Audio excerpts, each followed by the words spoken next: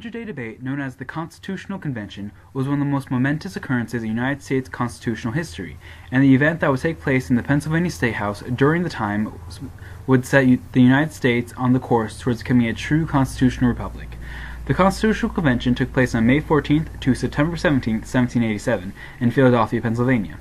The point of the event was to decide how America was going to be governed. Although the convention had been officially called to revise the existing Articles of Confederation, May delegates had much bigger plans. Men like James Madison and Alexander Hamilton wanted to create a new government rather than fix the existing one. The delegates had elected George Washington to preside over the convention. 70 delegates had been appointed by the original states to attend the Constitutional Convention, but only 55 were able to be there. Rhode Island was the only state not to send any delegates at all. As history played out, the result of the Constitutional Convention was the United States Constitution. But it wasn't an easy path. The drafting process was grueling. They wanted the supreme law of the United States to be perfect.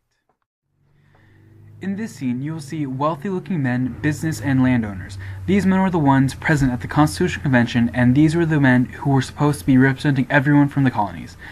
Next, you'll see the images of the average working and poor men and women.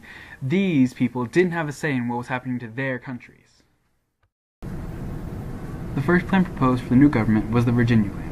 This would include the federal government with a president, courts, and a two-house Congress. The representation would be based on population in each state, which would benefit the larger states. The smaller states didn't like that, so they came up with the New Jersey Plan, which included a one-house Congress with equal representation from each state, and the Congress could tax and regulate trade. To have a common ground, they came up with the Great Compromise. This includes a two-house Congress. One will be based on population, the House of Representatives, and one will be based on equal representation from each state, the Senate. Also, the South wanted to count slaves as one whole person for purpose of representation.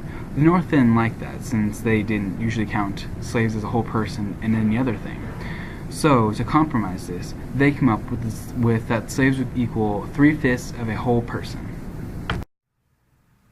Along with the proposed plans, James Madison refused to sign the Constitution until a Bill of Rights was added.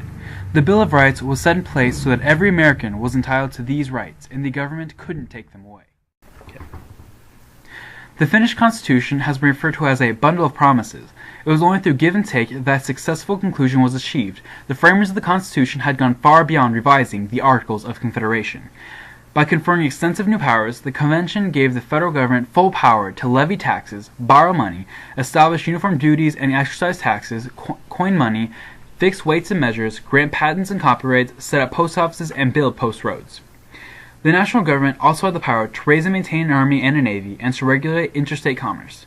It was given the management of Indian affairs, foreign policy, and war. It could also pass laws for naturalizing foreigners and controlling public lands, and it could admit new states on a basis of absolute equality with the old. The power to pass all necessary and proper laws for executing these clearly defined powers enabled the federal government to meet the needs of later generations and of a greatly expanded body politic. On the final day, Benjamin Franklin acknowledged that there were parts of the Constitution proposed that were not of his liking, but also noted that he had been obligated at times in his life to change what he had been considered to be a settled opinion.